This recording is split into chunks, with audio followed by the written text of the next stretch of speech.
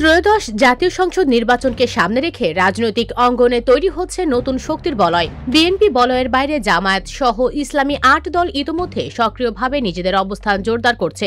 এদের সঙ্গে সমঝোতার দ্বারও খোলা রেখেছে নবীন রাজনৈতিক শক্তি জাতীয় নাগরিক পার্টি। জামায়াত জানিয়েছে এনসিপির সঙ্গে তাদের আলোচনা এখনো চলমান। দলের সহকারী সেক্রেটারি জেনারেল এহসানুল মাহবুব জোবায়ের বলেন, অভ্যুত্থানে ভূমিকা রাখা যে কোনো দল বা ব্যক্তিকে তারা সমঝোতার টেবিলে নিতে আগ্রহী। তবে সমঝোতায় এলেই প্রার্থী করা হবে এমন নিশ্চয়তা নেই। বিশেষ বিবেচনা থাকবে শীর্ষ নেতৃত্বের ক্ষেত্রে।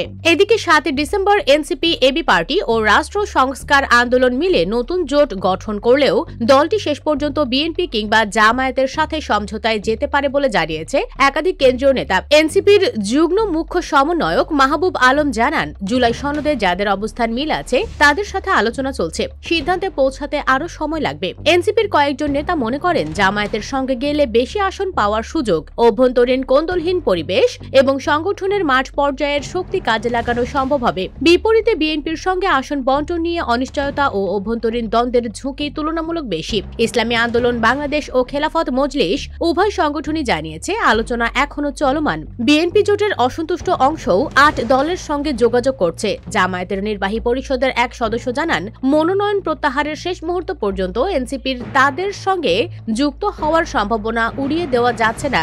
রাজনৈতিক বিশ্লেষকদের মতে ছোট রাজনৈতিক দলগুলোর সামনে সবচেয়ে বড় প্রশ্ন এখন কার সঙ্গে গেলে নির্বাচনমুখী সমীকরণে টিকে থাকা সম্ভব। আর সেই উত্তর খোঁজার পথেই এগোচ্ছে এনসিপি সহ ইসলামী দলগুলোর সমঝোতা রাজনীতি।